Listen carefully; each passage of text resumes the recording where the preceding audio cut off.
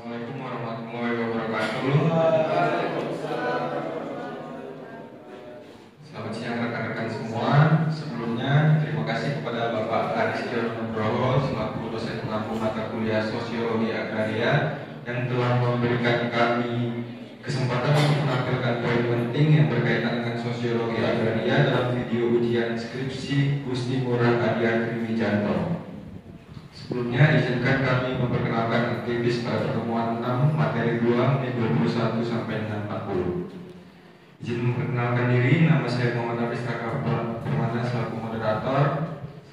Selanjutnya Fajar Sena Ataya selaku penyaji. Pembahas 1 Arif Mikrajo Akbar, pembahas 2 Nabil Okto Ramadan, dan juru kamera Mudi Pandinata. Baiklah, pada kesempatan kali ini penyaji akan memaparkan pemaparan 5 poin yang ada pada materi kedua, yaitu pada menit 21 sampai dengan menit 40. Pada penyaji, waktu dan tempat dipersilakan.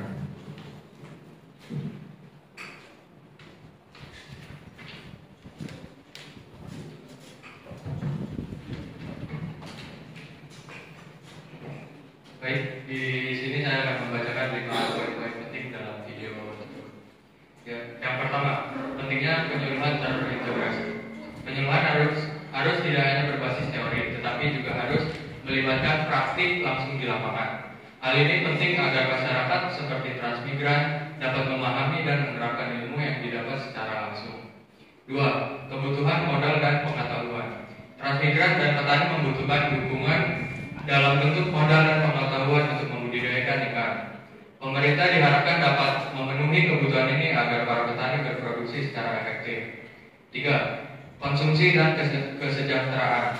Peningkatan pendapatan yang diikuti oleh biaya hidup konsumtif dapat mengurangi kesejahteraan jangka panjang.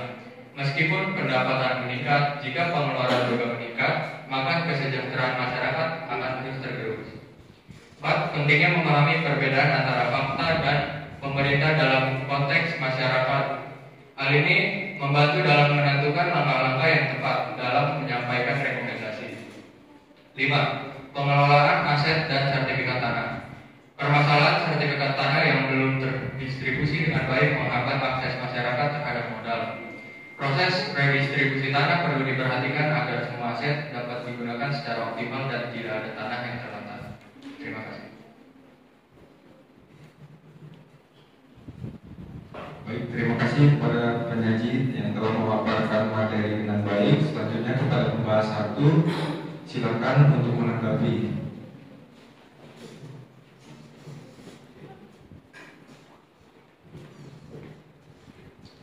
Baik, saya akan membahas di poin pertama, di mana disebutkan pentingnya penyuluhan terintegrasi. Penyuluhan harus tidak hanya berbasis teori, tapi juga harus melibatkan praktik langsung di lapangan. Hal ini penting agar masyarakat seperti transmigran dapat memahami dan menerapkan ilmu yang didapatkan secara langsung.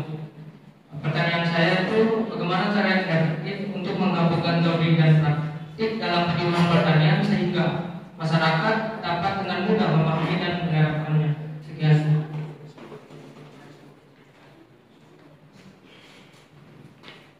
Baik, terima kasih kepada pembahas 1. Selanjutnya untuk pembahas 2, silakan untuk menanggapi.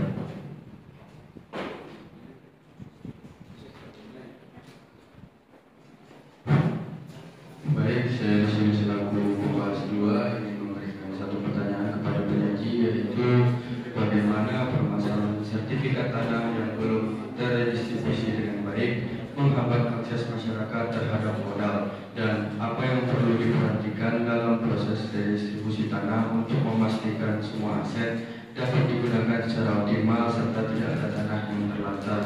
Secara teori struktural fungsional menyatakan bahwa perubahan yang terjadi pada satu bagian akan membawa perubahan pula pada bagian yang lain. Terima kasih.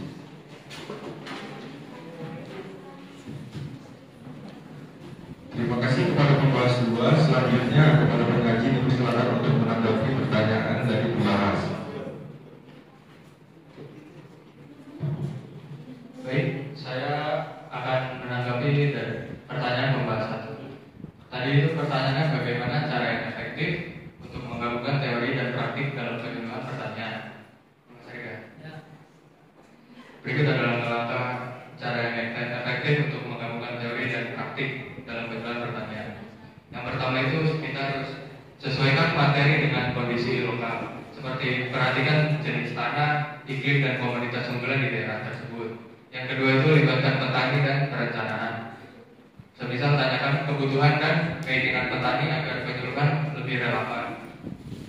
Ketiga, evaluasi secara berkala. Lakukan evaluasi untuk mengetahui sejauh mana keberhasilan penyuluhan dan melakukan perbaikan. Dengan menggabungkan teori dan praktik secara efektif, diharapkan masyarakat, terutama transmigran, dapat lebih mudah memahami dan menerapkan ilmu pertanian sehingga meningkatkan produktivitas dan kesejahteraan mereka.